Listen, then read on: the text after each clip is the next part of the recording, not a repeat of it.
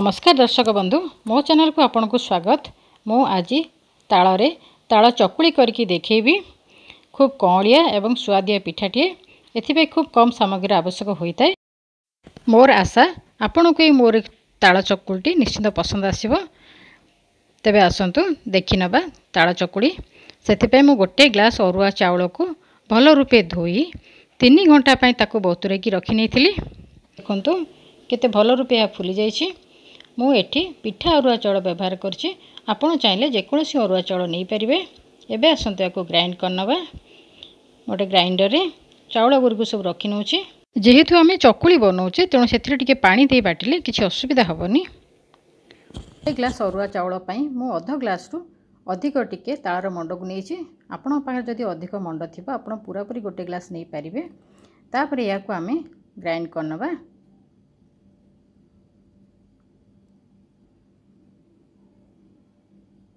देखंतु मैं याको चिकन भाव में ग्राइंड करि नेली।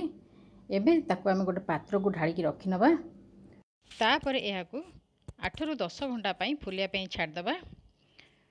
आपण चाहिले संगे संगे याको करि परिबे, किंतु संगे संगे कले ताळ चकुली रो टेस्ट आते आसी न थाए। देखंतु पूरा पूरी 10 घंटा पर मु याको खोली की देखुची। देखंतु केते बढ़िया भाबरे हमर बाटाटा फुली जाईछि। पूरा पूरी जाली जाली हे जाईछि। एथिरे बिरी न देई मध्य आमे केते सुंदर भाबरे हमर बाटाटा फुली जाईछि। एथिरे ताळटा पूरा पूरी बिरी भलिया काम देई थाए। तापर सेथिरे टेस्ट पई मोटे नडिया को पकई नउछि। टेस्ट अनुसार लुण को पकई नउछि। तापर सेथिरे म गुड़ को देई दोछि। आपण गुड़ बदले चीनी मध्य देई परिबे। मिठाटा को आपण निज टेस्ट अनुसार कम बेसी करि परिबे। तापर याको आमे भल रूपे मिसई नबा। जेते भल रूपे आको आमे मिसई परिबा हमर पिठाटी सेते कौलिया हेबो एवं खाइबा को खूब भल लागिवो। एबे आसंतु चकुली बनेइबा। गोटे तावाटा को गैस रे गरम करनेली।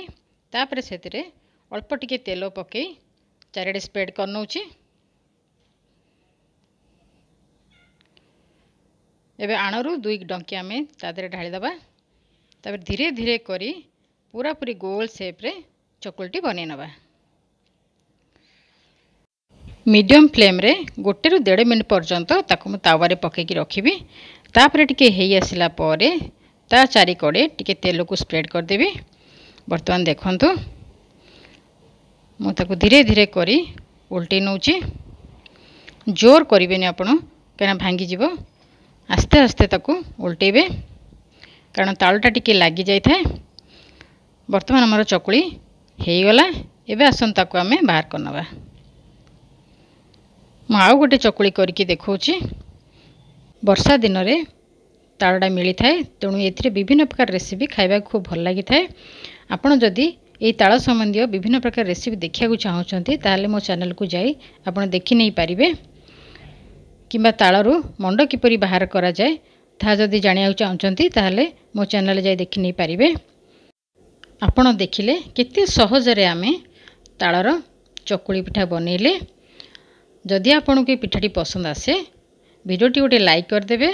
समस्त सहित शेयर करेंगे। मो चैनल को सब्सक्राइब करने को भूलिबेनी एवं किपरि लागला कमेंट रे मते लिखि जणैबे। मु आउ तक नुआ रेसिपी सहित खूब शीघ्र आसीबी। धन्यवाद।